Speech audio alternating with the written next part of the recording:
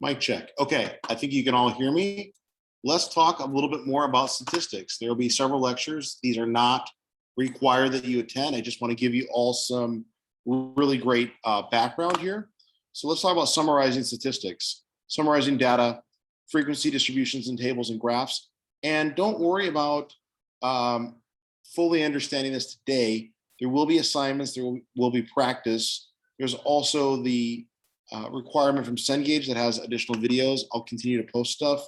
I hope you're enjoying the class. I know it's very asynchronous, but please ask questions along the way. So let's talk about frequency and frequency distribution, simple frequency distribution for group data, steps to summarize group data, cumulative frequency, relative percent, cumulative relative frequency and cumulative percent, percentile points and ranks, frequency distribution for ungrouped data, graphing distribution for continuous data, and graphing distributions for discrete and categorical data. Now, if you feel there's a lot of information, you should absolutely go to this website. Let's talk about the quantified itself. It's a great video. It's about, I would say, about 4 or 5 minutes. I can certainly post this in the classroom as well if you would like me to. I think it might already be posted though. Pretty sure under chapter 2 video resources. Anyways, if not, let me know. I'm here to help you guys out and looking forward to really having you enjoy stats and learn a lot about statistics. So let's grab a better mic here just to make sure this audio records well. So let's grab this mic and plug it in. And it should be a little something like that. Okay. So the next thing that we want to talk about, let me make sure we are still picking up. Okay, good. Looks like we are still absolutely picking up audio here. So let's keep going. All right, frequency. This describes the number of times or how often something happens, and the frequency distribution displays a summary display for the distribution of data. So we want to talk about the frequency of scores. A lot of times it's a list of scores in terms of the frequency and the number of times that the thing actually occurs. So simple frequency distribution is a summary. It displays frequency of scores falling within defined groups or intervals, group data in the distribution, and generally it's more clear. The frequency of each individual score or category or ungrouped data in a distribution. And then we have group data, the set of scores distributed in intervals. The frequency of each score can fall into any one interval. And an interval is a discrete range of values within which frequency of subset of scores is contained. This allows for easy identification of the issues. And you should be able to be keeping up with assignments and everything. There's a bit of a glitchy thing going on with the ability to submit assignments and access the gradebook, but I'm absolutely on it and that'll be fixed very shortly. So if you can see the assignment and complete it, great. If you have any trouble submitting it, just tell me. I'll continue to give you guys assignments. And if I'm talking about an assignment here in class or lecturing, you ultimately will do that assignment. A lot of times I will walk you through the homework. Again, email me if you have any issues, jkmack@ferrum.edu. You can call me 786-879-0179. So some steps to summarize group data. First, we want to find the real range. Now, the real range is one more than the difference between the largest and the smallest value. It's actually 0.5 above and below. So for example, if I have a range of 1 to 10, the real range is technically 0.5 to 10.5. And we'll do some assignments that I'll walk you through that will explain how to calculate that. Today, it's just about concepts.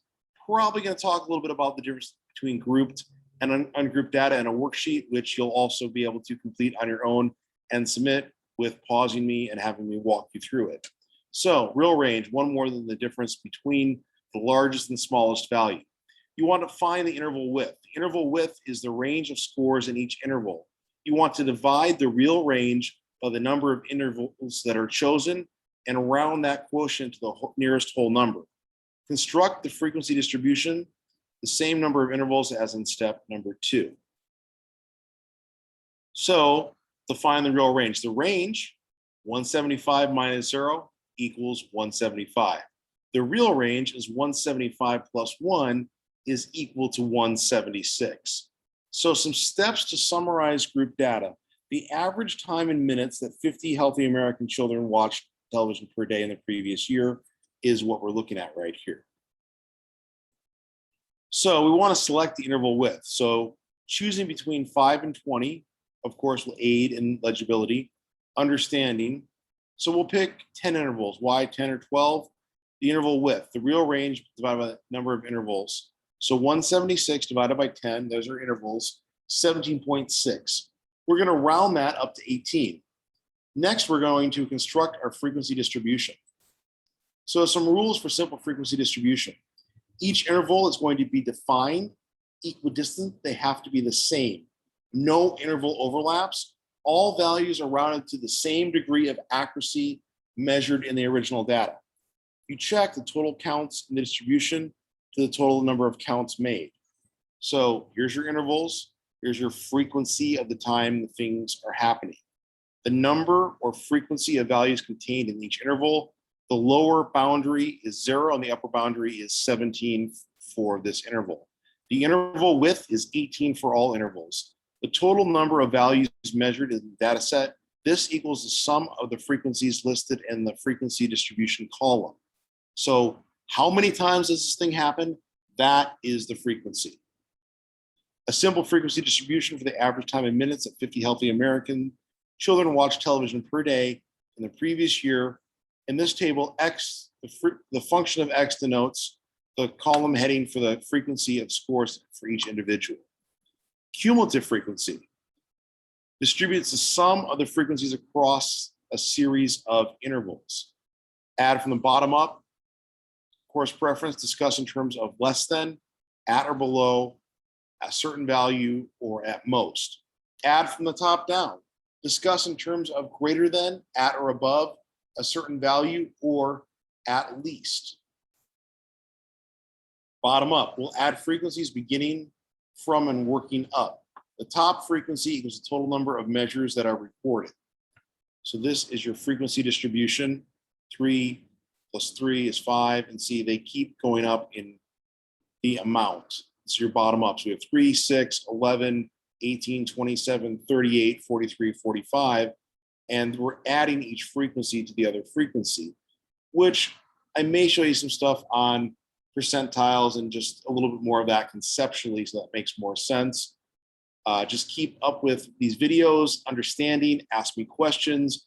I'm here to help. This course does move quickly. We are going to be covering 17 weeks in about 8 weeks. So we'll probably clip along at about a chapter or 2 a week. Right now, until I hear from people, the lectures will kind of be as soon as and quickly as I record them. I'll probably record realistically 2 or 3 lectures a week, more, give or take a few, depending on what we need to get through. I know some of you might be ordering your books right now, might be getting your feet wet. So this week will probably be a little bit lighter than most. So relative frequency distributes proportion of scores in each interval, equals the frequency in an interval divided by the total frequency count, often used to summarize large data sets. So here are our intervals, and here is the frequency. And here is the relative frequency.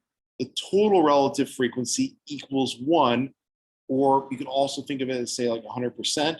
But be careful, because you want to think about frequency like a proportion, and you want to think about percentage like percentage of an amount, like 100, 10%, things of that nature. So as we look at relative frequency, it equals frequency in an interval divided by total frequency count. This is often used to summarize large data sets. So the relative percent, this distributes a percent of scores in each interval. You're going to multiply each relative percent by 100, and the sum of the relative percent is going to be equal to 100%. So your frequency distribution right here, your relative percent, relative frequency. And as you can see, as we work down our columns here, Total relative frequency is 1. Total relative percent is 100%. In terms of how often the thing happens, that's how you want to think about frequency. Frequency is very similar to a percent.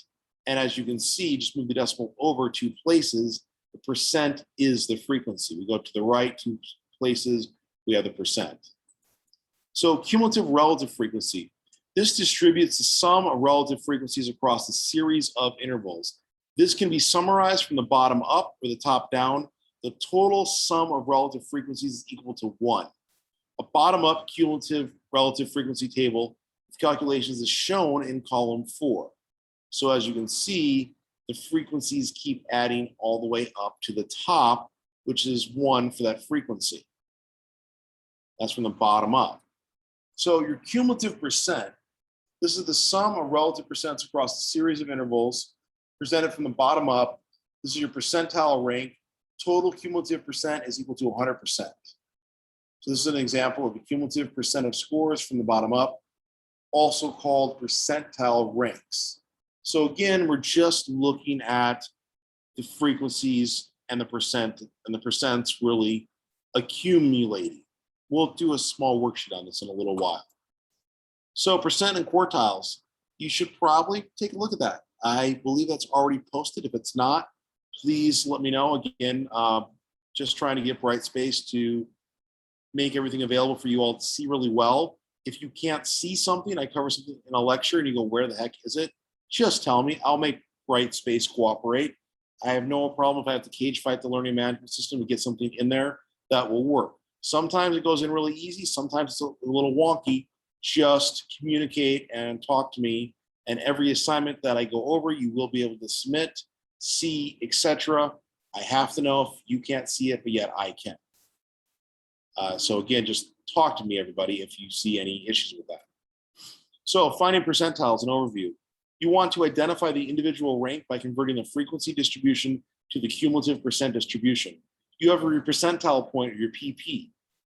Question, does percentile, the X or percentile focus for each problem, the value of the score on the scale below which specified percentage of scores in a distribution fall, and your percentile rank, percentage of scores with values that fall below the specified score. Your critical interval, that includes a significant specific score or percentage deemed important and, of course, critical. Some more terms to ponder. Your real range, like I said, it's plus or minus. Real means range, plus 0.5 upper limit, minus 5 lower limit. The percentage with real range, the range with distance between the cumulative percent of the critical interval is the highest percent minus the cumulative percent below the critical interval or the lower percentage. Your critical interval or critical percent is located like this. Your 75th percentile falls at this interval. The cumulative percentage of scores for the business safety data. So let's find some percentiles. Identify your critical interval, identify the real range.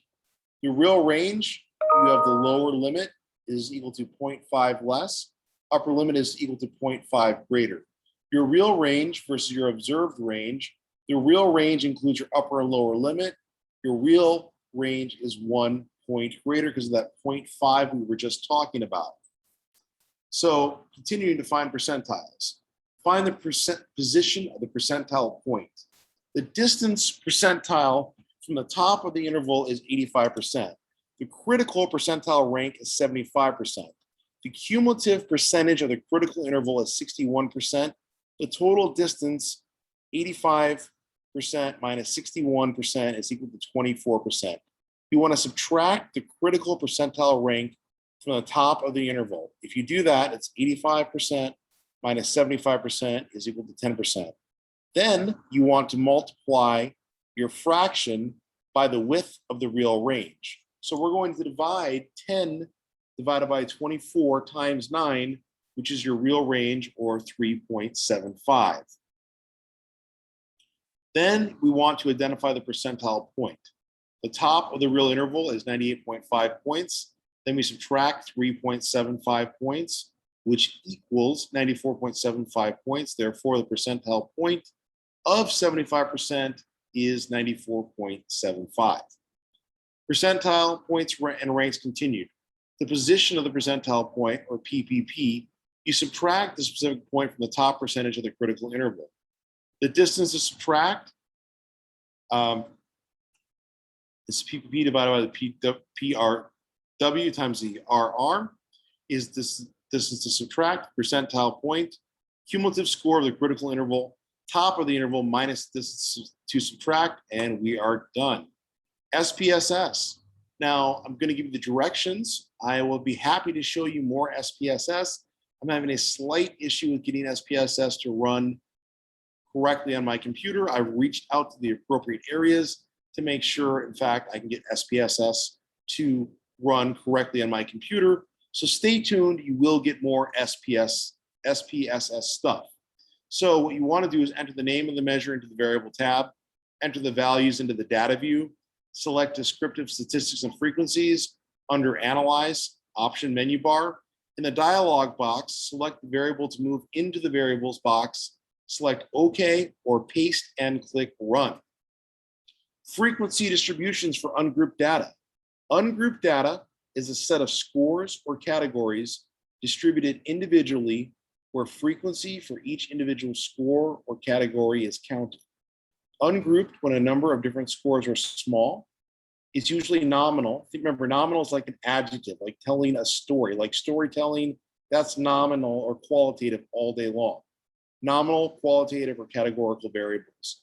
To distribute, skip to the final for constructing a frequency distribution. Intervals are not going to be constructed in this case. Some examples of ungrouped data. A list of the number of naps children younger than 3 take per day. It's on our left slide right here. And the frequency distribution for these data are listed on our right side. Number of naps versus number of naps children take per day.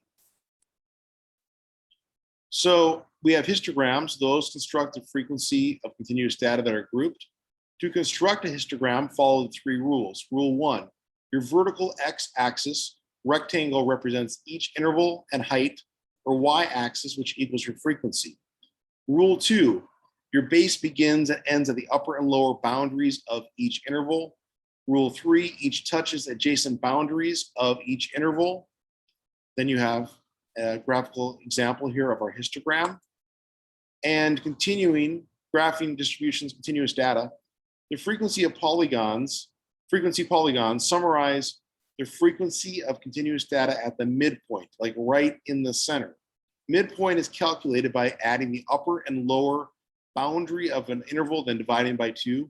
You also have an OGIV that summarizes the cumulative percent of continuous data. So here is an example of what a frequency, polygon, and OGIV looks like. Continuous data, continued, graphing distributions. You also have a stem and leaf display. This is a graph where each individual score is listed. Common digits are shared by all scores to the left, that's your stem. And the remaining digits for each score are listed to the right, which is your leaf. The stem is the first digits and the leaf are the last digits. This displays actual scores instead of frequencies. So here's an example of what a stem and leaf display looks like. A stem and leaf display in which every number has the same first digit is placed in the same row, and the first digit of each row is placed in its own column. Using new data, this displays 2 digits in the stem and displays 2 digits in the leaf. We also have bar charts. This is going to summarize the frequency of discrete and categorical data in whole units or categories. Each category is represented by a bar. Bars do not touch along the x-axis. For example, here we have the number of naps. A frequency table left and a bar chart right are summarizing the average number of naps per day that mothers give their children who are younger than age 3. So continuing, graphing distributions, discrete and categorical data. You also have a pie chart. This summarizes relative percent of discrete and categorical data into sectors and represents the relative percentage of the particular category. This is a pie chart for the distribution of educational attainment in those folks that are 25 years and older, which probably applies to you since you're in grad school. So let's stop our share. And all right, guys, let's talk about some practical examples of what I just talked about. So we're going to start with this, and this will be available to you in Brightspace. You can probably already see it now, but like I said, if there's anything I go over you don't see, you should absolutely be able to complete all this. It's absolutely worth points. In-class assignments are all worth points, and you need all the points to get the grade that you want. Obviously, in the course, it's more than just Cengage, it's also the assignments that I give you guys. So let's go over just a few things today. So this first one, you guys can see my screen here. Pretty sure. Let me double check. Sure you're looking at the right screen here. And yeah, you're absolutely looking at the right screen. Okay. So moving on.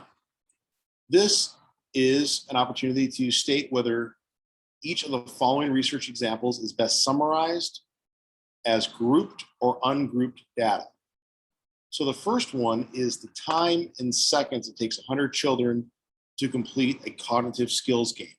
Now, the best way for you to do this assignment is to pause me. Yes, think about it. Is it ungrouped or grouped data? Think about your rationale and why. I'm going to explain what these are to you, but the more you pause and think about it, the more it'll stick. And then when you're in that testing condition and you're taking a test later in this course, you'll probably be better at it. So we have the first one, the time in seconds it takes 100 children to complete a cognitive skills game. That is group data. It's group data because the time it takes to complete a cognitive skills game would be grouped into class intervals. The frequency of children would be grouped into each interval. This next one, the number of single mothers with 1, 2, 3, or 4 children. So pause me, think about it. Hopefully you paused me. Ungrouped data. Single mothers with 1, 2, 3, or 4 children would be listed in classes. The frequency of mothers would be distributed in each class. Next, we have the number of teenagers who have experimented with smoking, yes or no. Well, this would be, take a moment, pause, you're unsure, keep listening. Ungrouped data, experimenting with smoking, yes or no, would be listed in classes. The frequency of teenagers would be distributed in each class. Our next one, the handedness right or left-handed of gifted children. Well, what do you think that might be? That would be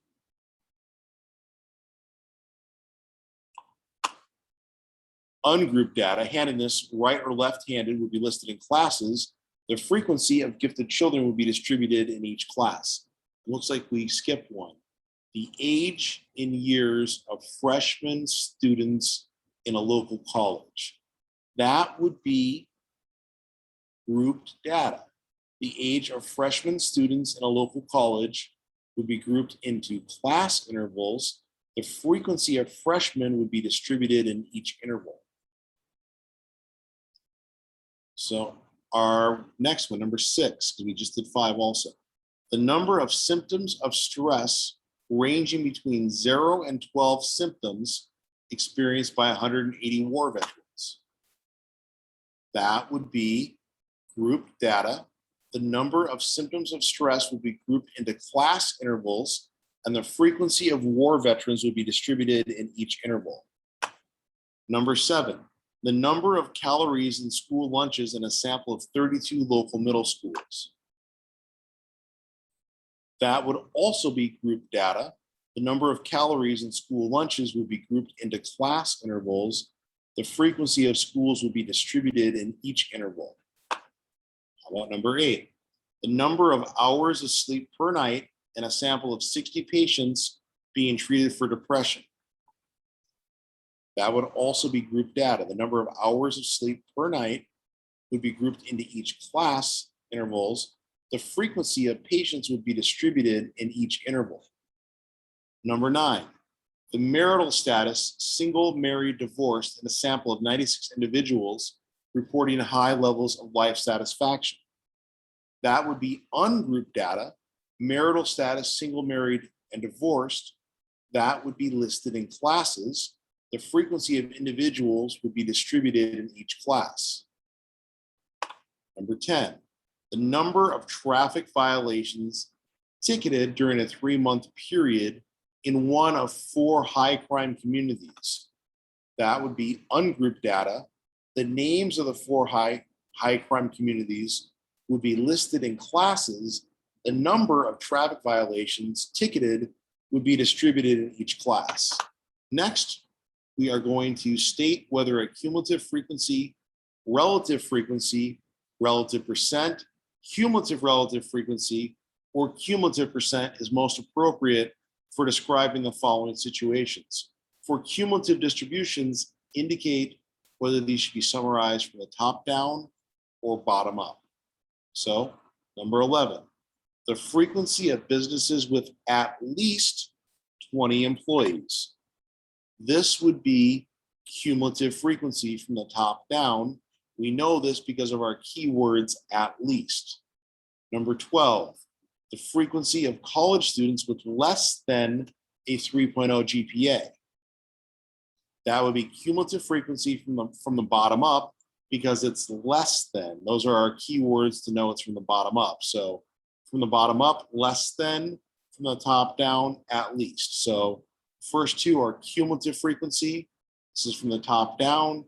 This is from the bottom up. The next one is the percentage of women completing 1, 2, 3, or 4 tasks simultaneously. That would be a relative percent.